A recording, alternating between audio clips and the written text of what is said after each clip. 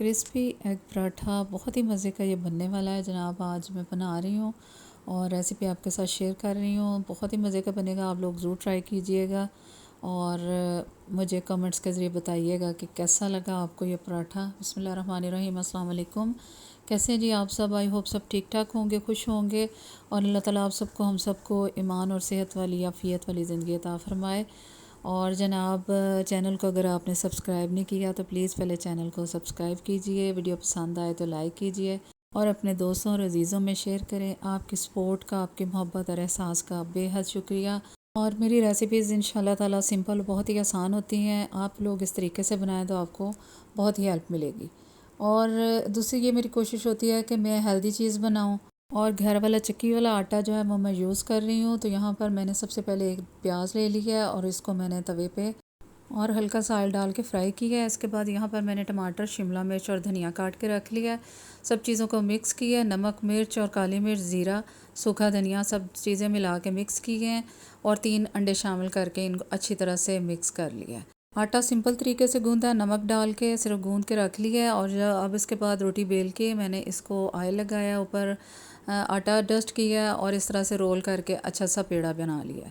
अब यहाँ पर मैंने सारे पेड़े तैयार कर लिए हैं और रोटी पराठे की बेल के मैंने तवे पे डाल दी है। एक साइड हल्की सी पकेगी तो दूसरी साइड उसको चेंज की है और उसके ऊपर ऑयल लगा दी है। अब देखिए, एक साइड पे मैंने पका लिया अच्छी तरह से और एक साइड जो है वो भी कच्ची है। जो साइड हमारी तैयार हो चुकी थी उसके ऊपर मैंने बैटर डाल दिया है और उसको कवर करके रख दिया था, हल्की आंच कर दी थी।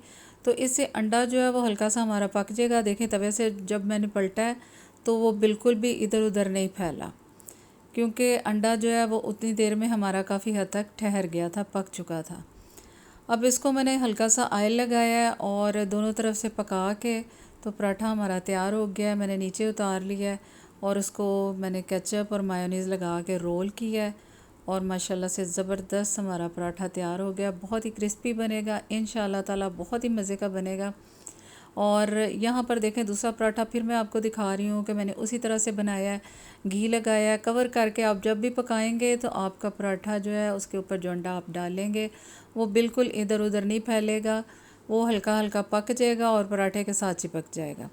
यहाँ पर देखें, दोबारा मैंने अगला पराठा जो है वो भी इसके ऊपर डाल दिया है और ये देखें, अभी मैंने साइड को पलटा नहीं है। बहुत ही सिंपल और आसान रेसिपी है, आप लोग बनाइए और बहुत ही मज़े की इंशाल्लाह ताला बनेगी। सुबह के नाश्ते के लिए ज़बरदस्त है, आप लोग ज़रूर ट्राई कीजिए और मुझे दुआ में याद रखिए। अल्लाह हाफ़िज़।